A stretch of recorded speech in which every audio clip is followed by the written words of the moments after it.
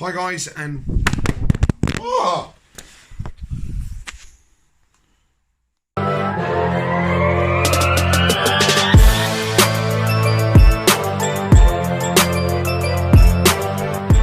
Guys, it's Grant from Grant in the Garage, but at a very different garage today. So we're at A for Alpha.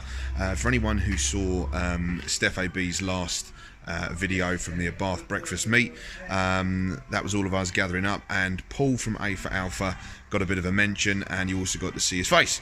So this is where I'm at.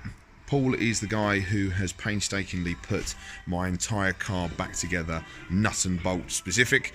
And what we're basically doing today is that I've completed the running in period on my car, finally. The 1,000 miles has been done, and basically we're dropping the oil with the aim to then, a couple of weeks, then take it to go and get tuned. What we're doing whilst we're here as well is doing a final nut and bolt check. For example, it had slipped one of the clips off the CV boot, so new one of those going on there. Bit of a wire tidy on the engine just because a few things were left outside, and just to basically go around with a bit of due diligence and just double check everything, just make sure everything's right. And that's what plenty of garages just don't do these days. You know, stuff starts flying off and leaks start happening and bolts go everywhere, but this is getting done properly. So must admit, I get to admire the EMP exhaust once more whilst it's under there. What we're currently doing is that obviously we're putting in a new lot of oil, and I want to be able to be monitoring this oil. No one really monitors the temperature of the oil, which is a massive oversight in my opinion. So we're putting in a ProSport oil gauge as well to obviously check the temperature. However, ProSport being an American company, they have sent a 1/8 NPT thread to try and put into the sump, which is nowhere near that. We don't have a die for that either, so we're currently rethreading that to make it of a suitable thread so that it can actually be used, and then drill into the sump plug and go from there. So plenty of things happening, but I'll give you a bit of a look around and see what you think.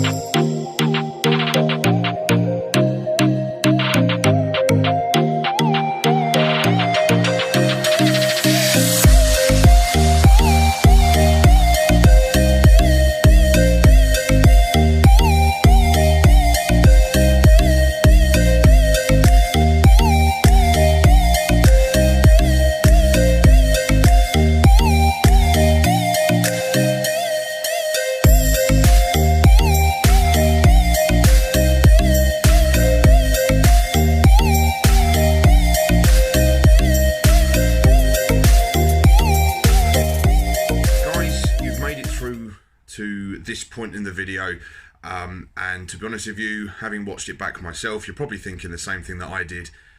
Well, that wasn't much, and you know what, you'd be right. Usually, as you've seen from other videos, I take a picture or video or speak about every element that's going on around me. I did it with the exhaust, I did it with the roof wrap. And this last occasion, you know, I had, obviously it would have been nice for you guys to see the installation process of the oil gauge, the reasons for why I used that oil, and so on and so forth. I didn't really cover any of that, and truth be told, it was a bit of an oversight on my part, and I do apologise. Reason it didn't happen is because sort of excitement on my part, really, is that as much as I obviously want to document it and show you guys, this is part of a very, very big picture for me. It's a small slice of it, admittedly, for you guys. But this car, as I've alluded to before, has had a awful, awful journey at the hands of another company. Many, many wasted hours, pounds, sleepless nights, the lot, trying to work out if my car would ever be on the road.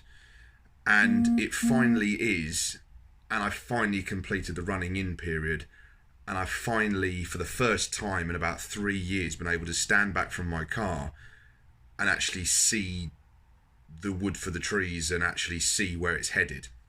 So I kind of guess I got a bit giddy over the whole thing, the fact that the car had made it to this sort of quite significant stopgap, and that now I get to enjoy it.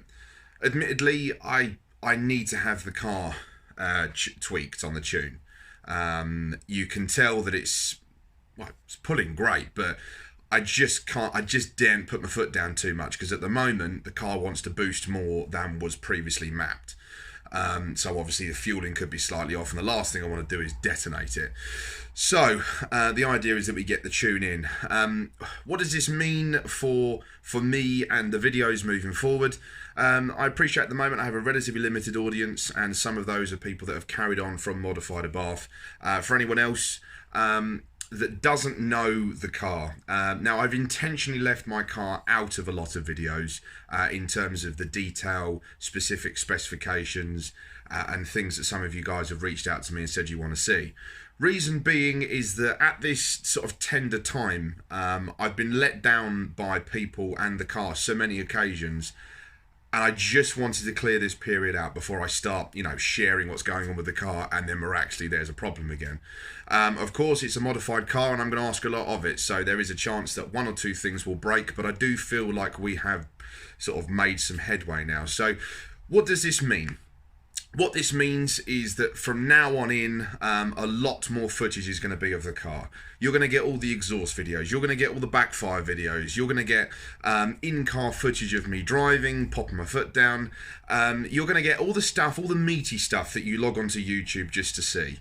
All the keywords, Abarth 300 horsepower, Abarth exhaust, Abarth acceleration. Anything you want to see, this car is now going to give you in spades. A little bit of where we're at with this whole thing. I set out to build a 300 horsepower plus car. And the reason I don't specify a figure is that I am one of very, very few people that focuses on the way that the car drives, not the peak figure. People get so caught up with the amount of power a car makes and confuse that for how fast the car really is. What you're looking at is a car that is a ton. I'm going to give it 300 horsepower and 300 foot-pound and a 4K usable power band. I've got sticky tyres on it. I've done, obviously, various modifications to ensure that I can try and get this power down. I intend it to be as fast as you expect it to be. And no one will scrutinise the car as heavily as I have. So it wasn't just to make the power, it was to make the power and hold it for a certain amount of revs. It was to make the torque in a usable band. It was to come on boost as quickly as possible, to have a small amount as lag as possible, to still make figures that make people excited and giddy and, oh my God, how did you get that much power out of that car? But fundamentally, it was to make proof of my point that I could have a faster car than someone with the same power in the same car.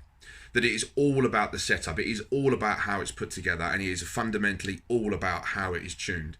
So this is very, very exciting. So this earmarks a very important sort of chapter for moving forward. So very excited to start sharing the car properly with you. To anyone that's seen the odd picture pop up, whether that be on my Instagram or Facebook or even in the YouTube videos, you're probably wondering what the hell's going on with the bodywork. So a little bit just to explain you where we're headed with it. Anyone who watched Steph's video and has found their way over from Steph to me will note that it had the Assetto Corse adjustable rear wing on it, and it also had the Assetto Corse splitter. It did in other pictures, beg your pardon, and it also had the Assetto Corse grille. The idea was that the car was going to be a road-going Assetto Corse car, which in principle works quite nicely. It obviously turns a lot of heads, but the idea was that obviously with the car being brand new on the engine, I wanted to be a brand new look on the outside. The look was 18 months old, and I thought what I would do is I'd put all my effort now into making the car as subtle and as smart and as almost sophisticated as it could be.